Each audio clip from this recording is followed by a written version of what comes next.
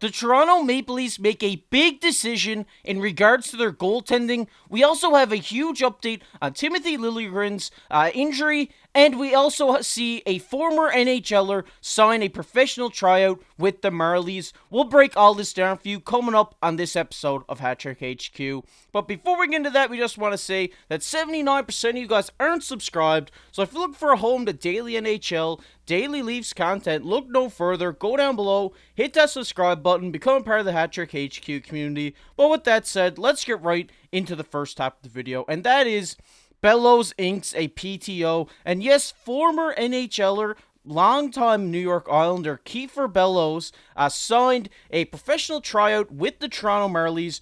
He scored 3 goals in 27 games last season with the Flyers, and he is a former first-round pick. And we'll take a look at his hockey DB here, and he's still only 25 years of age, former first-round pick.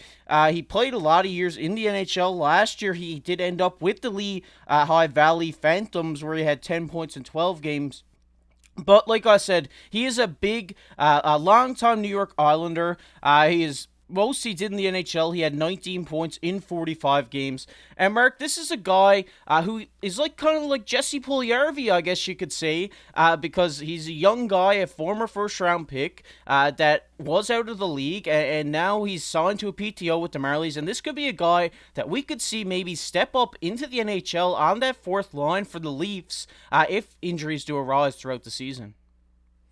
The last name I can kind of remember the Leafs signing a PTO for, I believe it was Josh Hosang. So it is nice to get this guy in a PTO. He was a former 19th overall pick. And like you said, in 45 games, he did put up 16 points. The big thing with this, too, is I think he had just over 100 hits in those 45 games as well. So you're getting a guy that was at one point touted to be a high pick. He was drafted 19th overall for a reason. He hasn't really found his footing in the NHL. But at the age of 25, he still has years to develop. He still has years to kind of just get the growth for his game going. He was a guy that was touted to have a good shot. He can lay hits. I think he's 6'1" or 6'2". So just getting him on this Marlies team, he's a guy that could, potentially come into this team, make an impact, and maybe make it onto the Leafs' fourth line or third line if things go right for everyone. Yeah, definitely. And if the Leafs are looking for physicality, for physicality throughout this season, I think this is a guy who could step up and play on that line with Reeves. And I think that these guys could just go out there and lay people out like it's nothing else. It'd be really interesting to see what happens. We're really hoping the best. We hope he gets into the Marlies this year, because this is a guy who they could use down there as well. Add a big body, a guy who can go out there and lay the body. Also block some shots from, but we might see him up with the Leafs this year. We'll have to stay tuned. We'll keep you guys up to date on what's happening around Keefe Bellows, but this was a great signing for the Marlies today. It is a guy, we've seen the Marlies do this before, some former first round picks that maybe just made their way out of the league, and they kind of give him another shot down there in the AHL, and I think this is a great opportunity for Keefe Bellows, and I really hope he succeeds down with the Marlies. But we're going to get into our second topic here, and that is Liljegren's injury update. And as we take a look here from David Alter, he says, at practice this morning, Jake McCabe remains absent, but Timothy Liljegren is taking part. And as we take a look at the lines from practice this morning, it is kind of the same lineup that we did see the other night against Nashville. So it looks like everything's kind of remaining the same here.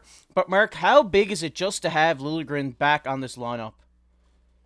Oh, it's huge for the team. You look at him, and he's been a great staple to their top four. I know he started the year in the bottom pairing with him and Giordano, but when Klingberg and the McCabe line kind of started struggling, they brought Liljegren up. He started playing with McCabe, and the line looked incredible. So just getting him back, this is a guy that's been with the team for a couple of years. We're seeing his development throughout the years just improve. He's getting better at breaking up things in front of the net by getting his stick involved. He's a guy that's getting the puck and clearing it quite well. So having this guy back is such a massive thing for the Leafs. I mean, you look at some Benoit and Legason coming in. The big thing with two of these guys, they don't have experience not only with the team but in the NHL. So getting this guy back that's just a regular with the team, knows what he's doing, knows how the system works, it's massive, especially at this point in time when we're dealing with a couple injuries. Yeah, you said it right there. Obviously, we did talk in yesterday's video about what would happen if he remained out.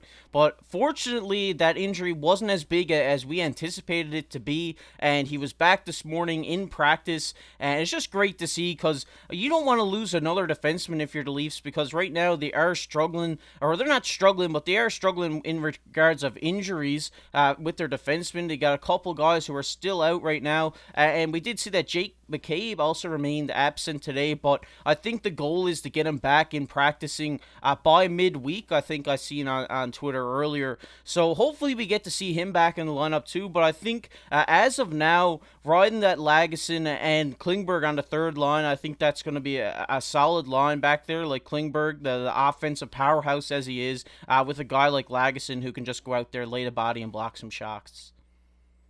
Yeah, that's a big thing. You look at Lygason, and he's almost the same style of player as a guy like Jake McCabe. So you have this guy down there. He's a defensive guy. He's not going to put up a lot of points, but he can hit, he can block shots. And with the Marlies, he was really good at just disrupting players trying to get into the Marlies zone. So having this guy there with Klingberg just to kind of stay back, hold his ground, let Klingberg play his game. It's a nice piece just to have while we're waiting for injuries to kind of just settle and everyone get back. So I'm happy with these deep appearance. I'm happy that Liljegren is back, and it's just massive for the Leafs. Yeah, definitely. It's great to see these guys come back, and some guys who are out starting to make their way back. It's going to be interesting to see the timetable on McCabe and the timetable on Timmins as well. We hope that both of them get back very soon. But we're going to get into our next topic of the video here, which is Keefe Speaks on Goaltending. Maybe the reason that some of you guys clicked on this video. But as we see, Joseph Woll will start tomorrow against the Kings. And Sheldon Keefe had this to say. He said, I think Samsonov would agree that Joseph Woll did an excellent job for us on that trip, and we want to get him back in. And Mark, it just seems to me here that Keefe is going to be riding with Woll, riding with the hot hand.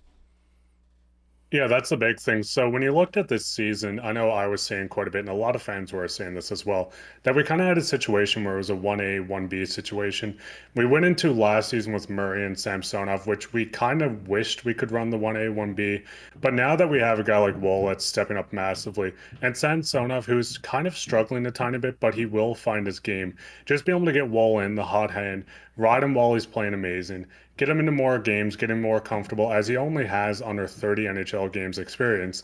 And while this is happening, you still get Samsonov, get his confidence back, get him into games. And if we can get a 50-50 split on both of these goalies at their peak, it would just be amazing for the Leafs and just big for both goalies and the opportunity. Yeah, and this wasn't an easy decision. Like we see here, like we said, it's a big decision for them to make, but they are sticking with Joseph Woll. He has been playing unbelievable. He is ranked first among goalies in most stats right now. So you kind of got to ride with him while he's hot, see what he can do, see if he can steal a few games for the Leafs coming up. But like you said, you don't want to bench Samsonov either. You want to get him back in, get him a big win, get his confidence back up. So I really do think we might see maybe a 50-50 or maybe a 64 split over the next 60-40 split over the next couple of games, just to see so they can make a final decision. But right now it just seems like the decision that the Leafs have come upon is that Joseph Woll will remain the starter until something changes.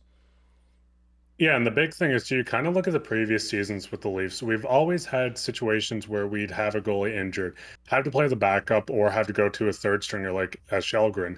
So when you get into this season, you have two guys, which you're hoping both can continue how they're playing. And by that, I mean Woll to continue his incredible run and Samsonov to get back to his form that he was last season.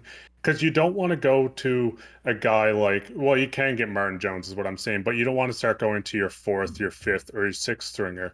So with Samsonov getting better each game, I think it's a matter of time where we just have two incredible goalies, and then we have a guy like Martin Jones, an experienced veteran that can be called up at any point if an injury did occur. I think we ride Woll for a while. I think if he continues this play, I think we keep him as the starter.